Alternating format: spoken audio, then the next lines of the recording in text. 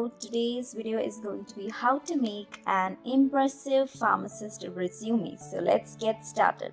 Step 1. Select a layout or design. So I don't prefer Canva, even though I have shown in one of my videos how to make a resume using AI and Canva. Canva or any other resume building apps have pre-designed resumes, sections, large font size, limited spaces, and unnecessary sections that might not be relevant to a pharmacist job. So, what I recommend is that you can use these websites to get an idea about how your resume should look.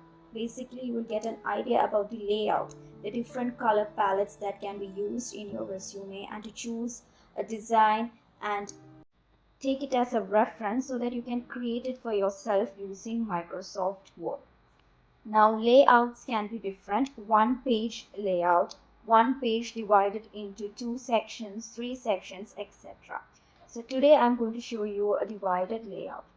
So next step is to plan and organize the contents and sections in your resume. Like what should come first, what sections should I add, what order do things have to be, spacing, font style, and size.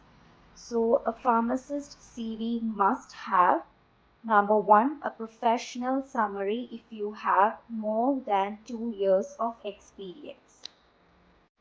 Or you should have a career objective which specifies your skills and what particular job you're looking for. So basically your resume introduction provides, it's like an introduction section. So this section provides a quick snapshot of your experience, skills and qualifications at the very top of your resume. So it should be 3 to 5 sentences and can be written in either sentence or bullet point format. Next we have your name and position, or your registration can be given below your name, and a professional photograph, either the right side or the left side. So here I'm showing on the right side. So make sure your name should be very bold and it should have a font size about 20 or about 20, and below your name you can add your position. If you're what type of pharmacist, like if you are a pharmacist who's having experience in the retail or community setting, you can write community pharmacist. Now if you're planning, if you're someone who's watching who wish to work in Dubai, then you can write your registration, like if you're a DHA registered pharmacist or MOH registered pharmacist, you can write that below your name. So that's the main point here. Then your name should, as I said, it should be the largest element on your resume. So make it stand out. Okay. Now make sure the font style you choose should be either Times New Roman, which is used commonly, but it's okay. It's a standard font, or any serif fonts, or Garment or Calibri. All these fonts are good. I list out some names here. Sure, the font style is uniform. You can't use 2 or 3 font styles in your resume. Stick to one font style, but you can use different font sizes to emphasize different things, and even you can use bold. You can also bold your points, as I'll show you when we go through the resume. So next is your contact details. So make sure you give your phone number with country code, your email ID, and make sure you have a professional email ID with your name so that it's easy for the person to send you an email, or it's professionally accurate to use your name in your email ID. Next, a LinkedIn account. You can copy paste your LinkedIn URL, and address is really optional. I don't recommend adding an address. It's a really optional thing. You need to consume unnecessary space in your resume. Next important part of your resume is work experience. So mention the month and year, the name of the organization, and make sure you have 3 to 5 sentences with bullet points. Make it one-line sentences to describe your roles and responsibilities in that specific role. Make sure you use strong action verbs and highlight your skills. So basically you have to list them with your most recently held position at the top and then previous positions underneath. Use present tense on your resume if you're describing any current responsibilities, and past tense if you're discussing any previous roles. So to make sure your work experience section shines, target each bullet point to specific job you want. See, so there is there are different ways. Like if you're applying for a particular role and they're having various roles and responsibilities listed down, you can just look into what are those action verbs, what are they looking for, what skills they are looking for. Add that skills into your roles and responsibilities. This is how you tailor your resume according to the job description. So look carefully at the skills mentioned in the job ad and showcase any of those skills you have with clear examples.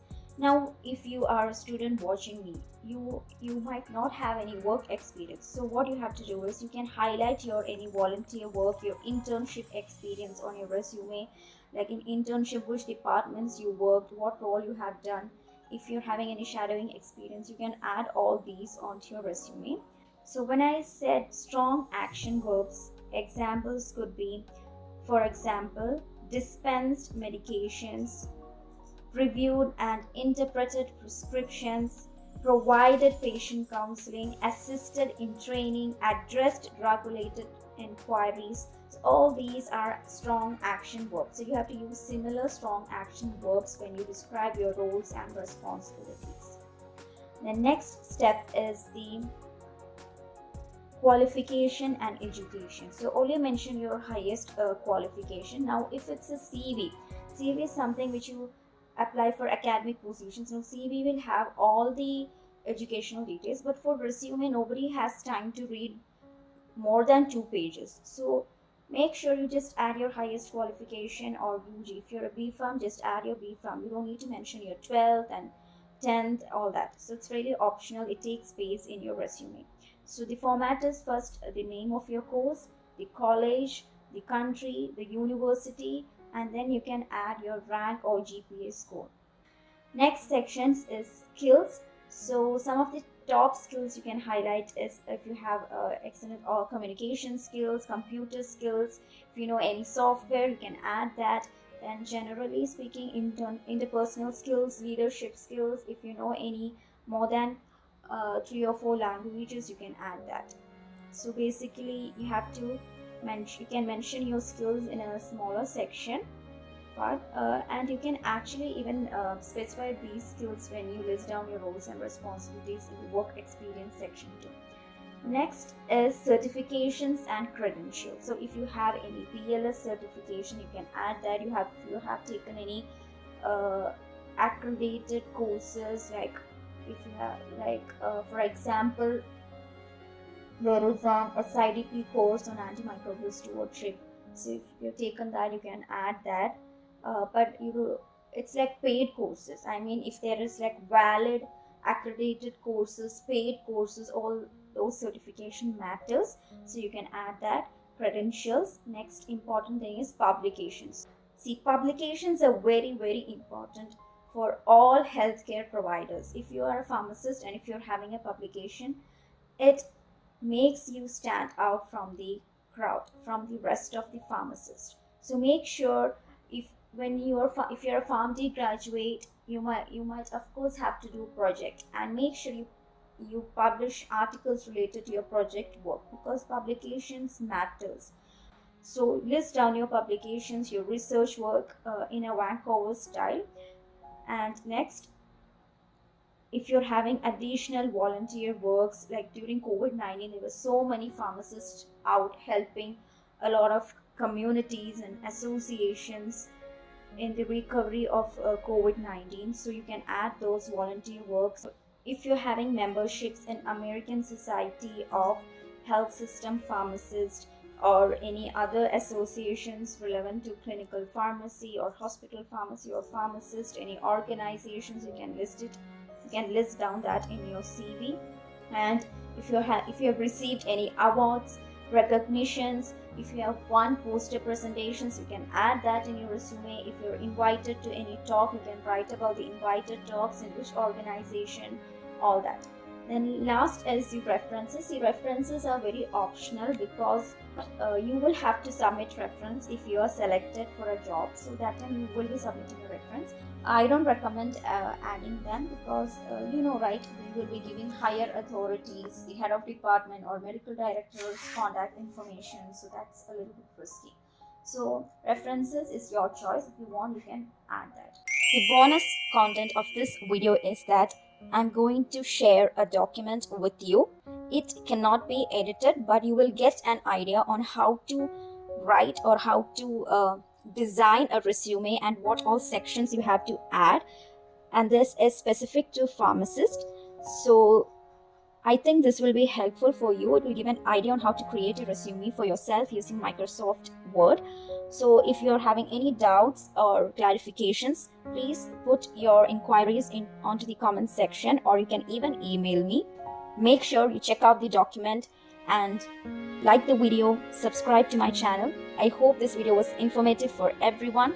And this is a sample resume template which I used for preparing a resume for myself. And that's all, guys. Thanks for watching. Have a nice day ahead.